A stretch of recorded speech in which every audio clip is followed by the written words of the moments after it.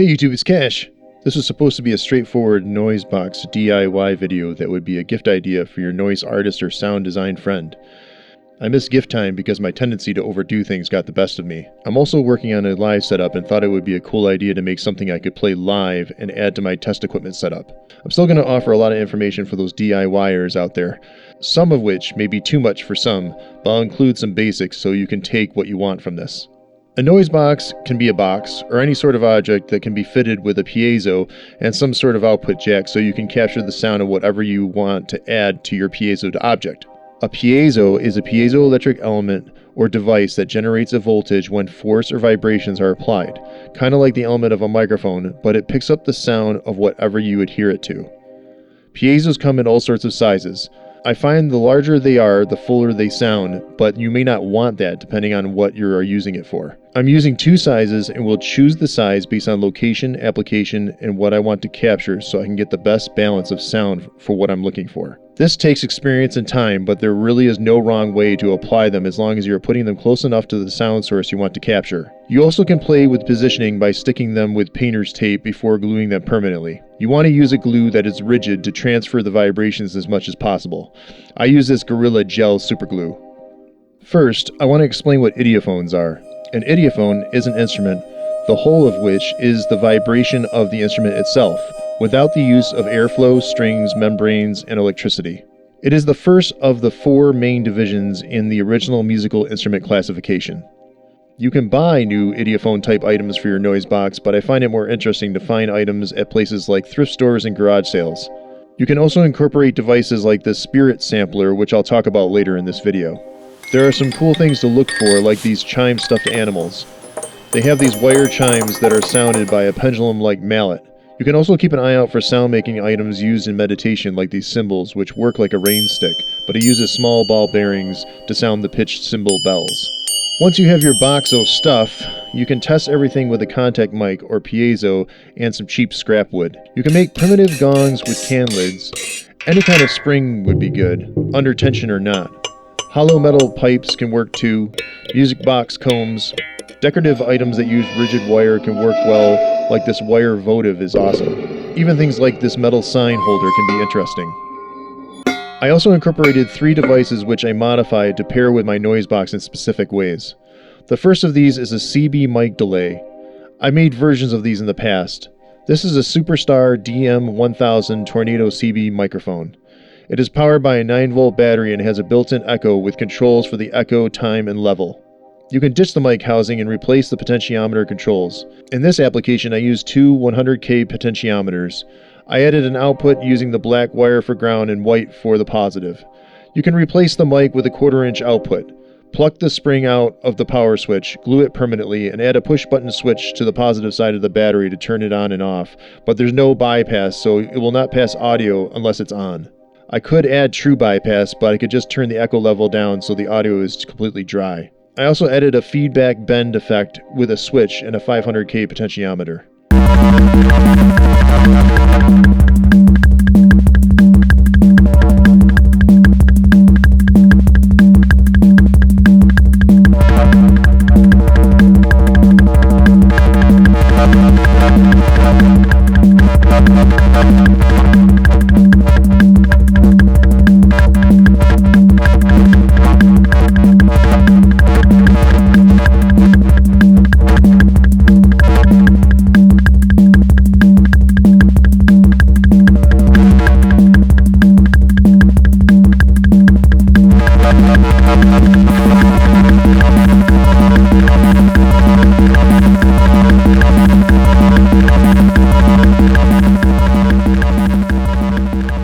The second device is a Flamma FC06. This is kind of like a cheap tube screamer. I got it for free, and its small size attracted me to this for this project, but the small size didn't make it easy to circuit bend, so please excuse my soldering. I also changed my mind a few times, so it's a bit ugly. I use these pinpoints. The purple wire is the common pole for everything. The blue and white wire and the yellow wire are added to the circuit with potentiometers. The brown and white wire can be added to the overall circuit with a switch as an additional effect.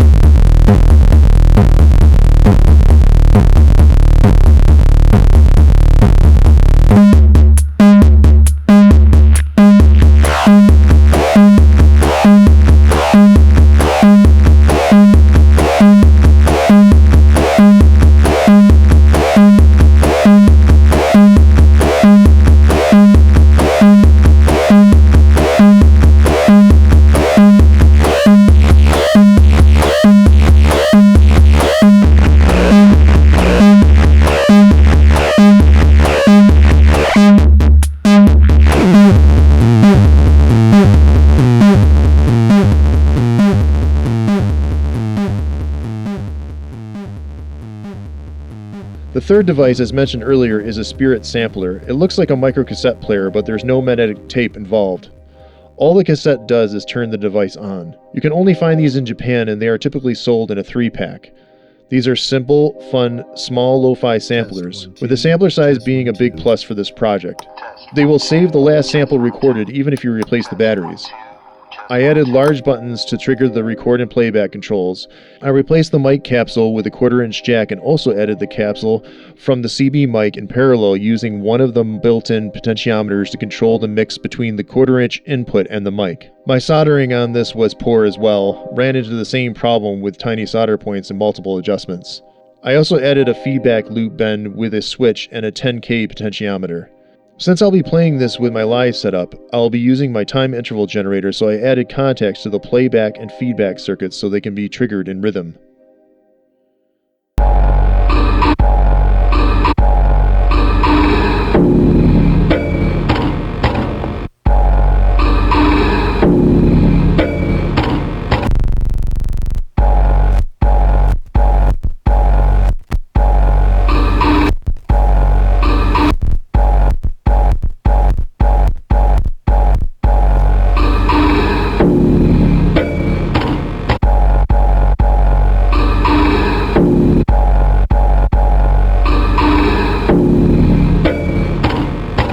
I wanted to add a rhythm element, at least in a simple way, so this noise box can be played by itself. I added a Franz analog metronome. I housed it in a wooden box and added a large piezo to the back of the metronome and a small piezo to the bottom of the box. I used a 5K potentiometer to control the tone mix between the two to take full advantage of the acoustic elements. I can also use the sliding door of the box as a baffle to change the sound. I kept these piezos on their own separate output so it can be somewhat isolated, and I can use the metronome as a clock trigger, which I'll demo later. The box or object I'm using to put everything together is a wood shelf I had lying around. It has some hollow space underneath to house everything I need to make this work. I added a metal bowl to attach additional elements, but it also acts like the body of a guitar. I also used the same 2 piezo trick, large on the bowl and small on the shelf under the bowl to control the tone. I added piezos under all the items and wired them in parallel to one output. I covered the bottom of the shelf with a piece of Luan to keep everything contained. Another good thing to add to your noise box is one of these grounding bars used in electrical applications. You can use the holes to add additional elements that can be switched out to give you more variety and options. I'm going to demo this instrument to show some of the ways it can be played. In these demos, I settled on using a few springs, a music box comb, and an eyelash comb in the grounding bar. In the first of these demos, I used a cheap harmonizer to pitch down the metronome to make a kick drum sound. The metronome is also used to trigger the built-in sampler. The harmonizer tracks poorly, but that almost gives a random organic element to the kick. By the way, you'll see me using some of these cheap pedals as practice for my live setup due to the size and sacrificability, especially when paired with the potentially dangerous test equipment. I will also use a combo of the mic and direct input of the sampler. I quickly realized that I need to add a mic holder to free my hands. I've ordered a gooseneck, which I'll add when it arrives. The metronome triggers the pocket clocket by Moffin's F modular, which then triggers the time interval generator through the shutter driver. You can check out how I do this in a previous video. I'll put a link in the corner. I'm using the built-in CB delay to affect the noise.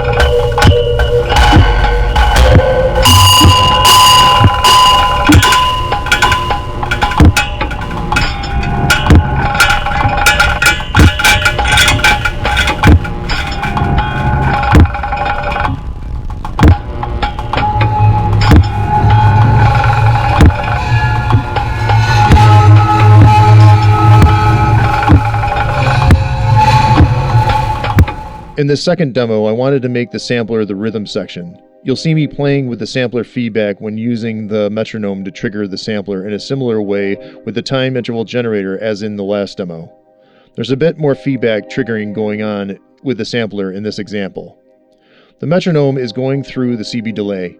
The relay from the time interval generator is going through the Ulysses Bitterman, and the noise is going through the Minim by Blood Noise Endeavors.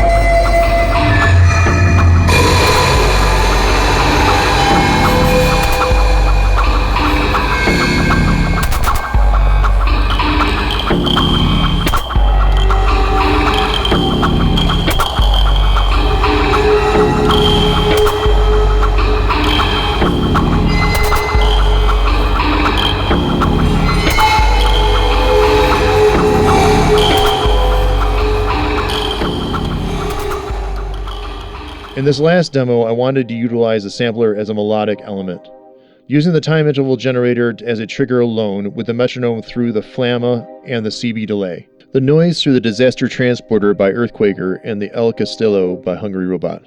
There's some modifications I'll be making to my noise box in the future, like the mic holder I mentioned. I'll also be adding a backup battery for the sampler and moving the meditation bells to the open space in the middle of the metal sign frame. I hope you enjoyed this video, and as always, thanks for watching.